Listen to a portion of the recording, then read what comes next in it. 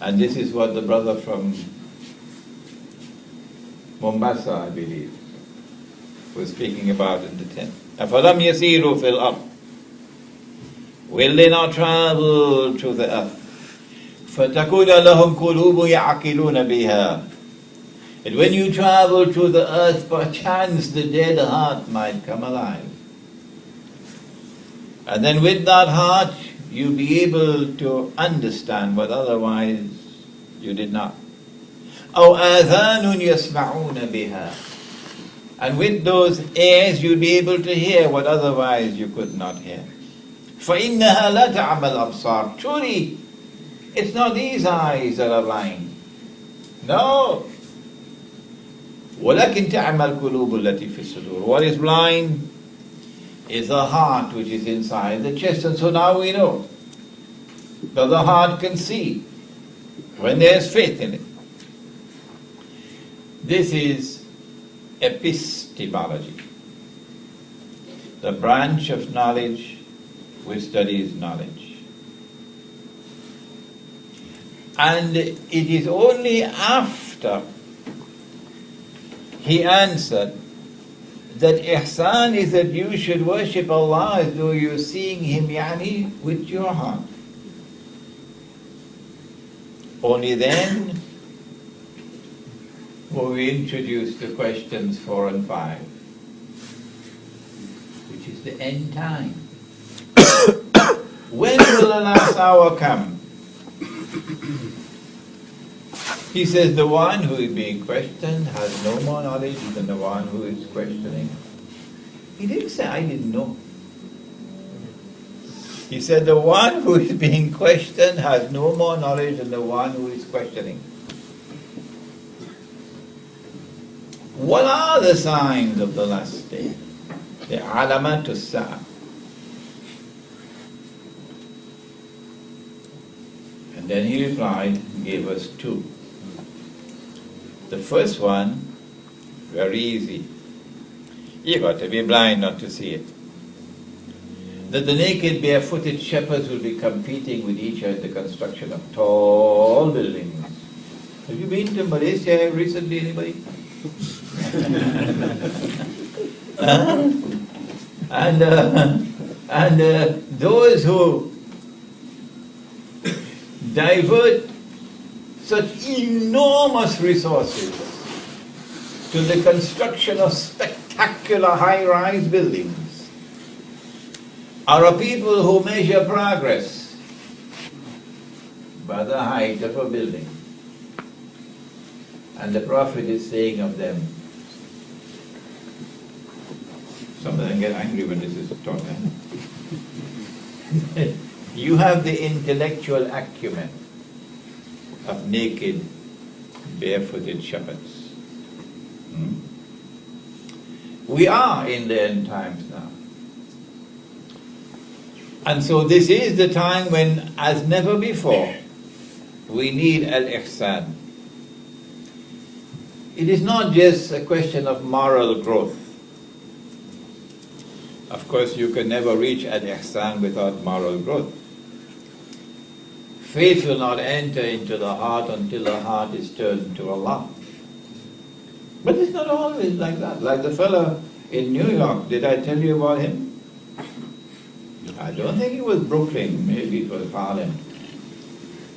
He says, Lord, I live for you. I'll die for you. Everything I'll give up for you, but not my green card.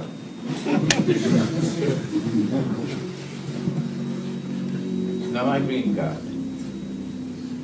But there are many others like him. I can't do that because my business will collapse.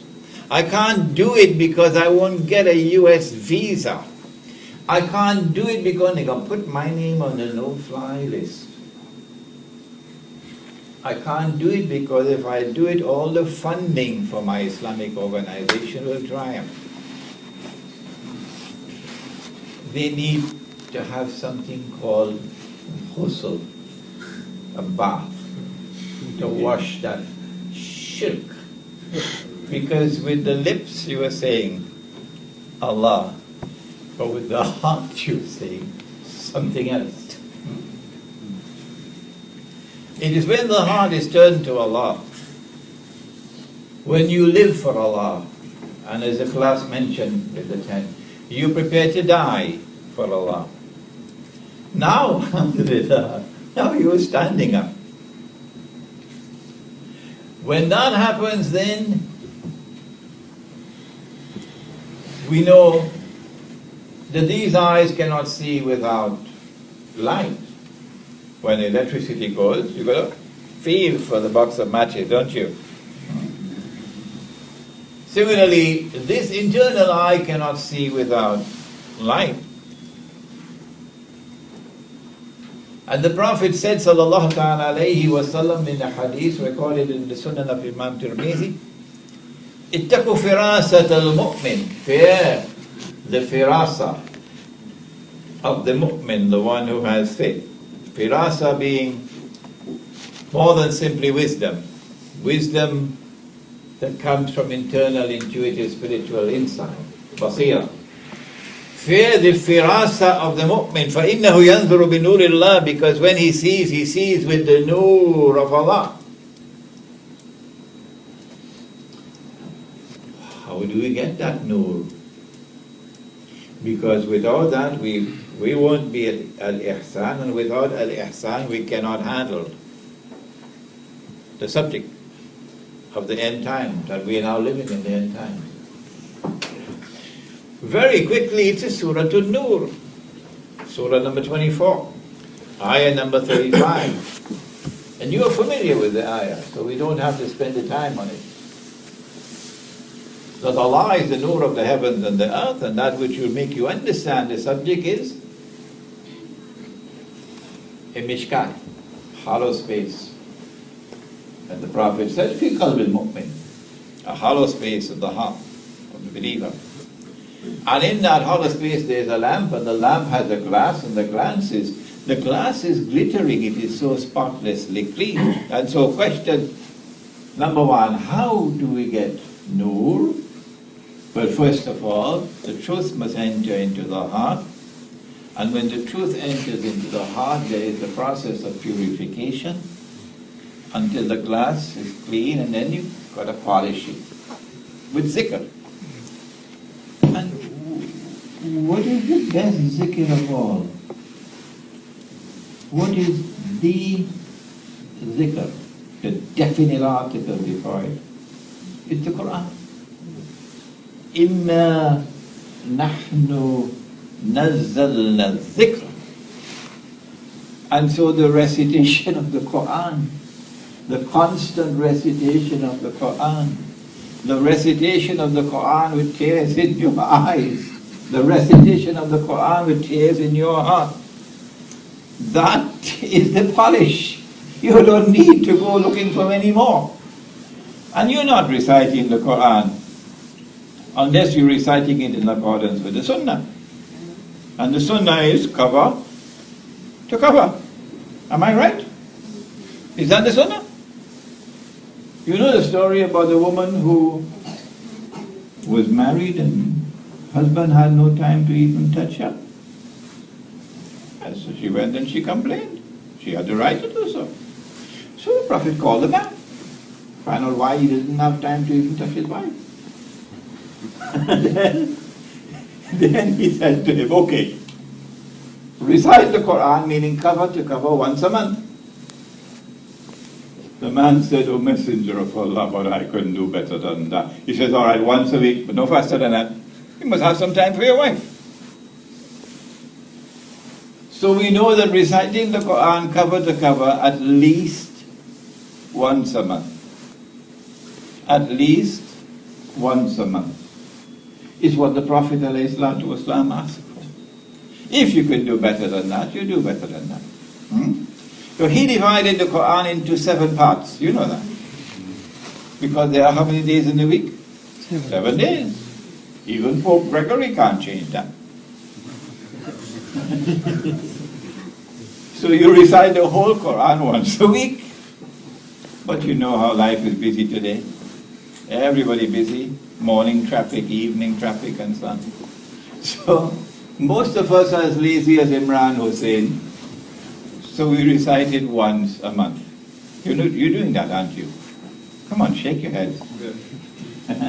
Alright? If you're not doing that, well, start now. Cover to cover. The first time, yes, I know, if you're not an Arab, the first time it might take about 5-6 months. Don't be worried. Never mind. The second time, it'll take less time. And then the third and the fourth and the fifth, and then you become familiar with the word. You won't be stumbling over them. And then the time will come when the whole day passes. From the time you woke in the morning until the time you sleep at night, and you never recited the Quran, you're going to go to sleep with pain in your heart. This is called zikr. This polishes the heart. But you need more than that. For nur, you need some oil in the lamp. Not any oil will work for the last age. No, you need the best oil. And which is the best one? Zaytun, the olive oil. And this is an olive oil tree that leans neither to the east or to the west. It stands firmly for Allah. And the oil of this tree is so pure. Why? Because he lives for Allah. He'll die for Allah. It's halal. So he produces the best oil of all. That it's glowing already, even though fire has not as yet touched it. So when that nur enters into the heart, the flame is lit, then anything he does, it's transformed into nur. Nurun ala nur. Yes, I know there are many more sophisticated ways of explaining the ayah. This is the most elementary, but this is the most important for us here. But how does the verse end? Wallahu bi kulli shay'in alim. Wallahu bi kulli shay'in alim. Ilm, knowledge. The ayah is sending a message that the purpose of the acquisition of nur is not for performing somersaults on the cloud. That would be spectacular. Whole of Cape Town will stop to look at you. He's somersaulting on a cloud.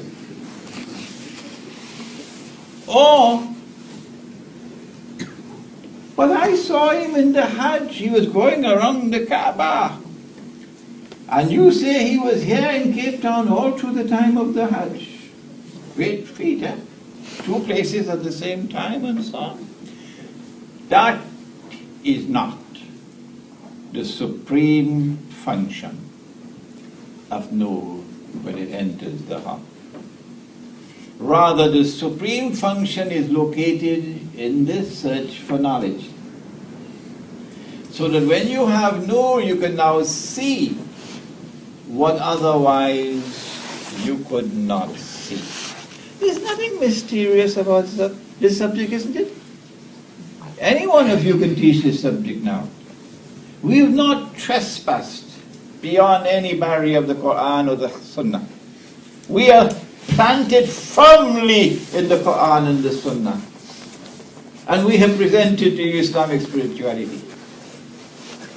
And when it enters into the heart, and you can now see, اتقوا فراسة المؤمن فإنه ينظر بنور الله. Fear the firasa, the mu'min. But when he sees with the nur of Allah. Anybody could see the tall buildings.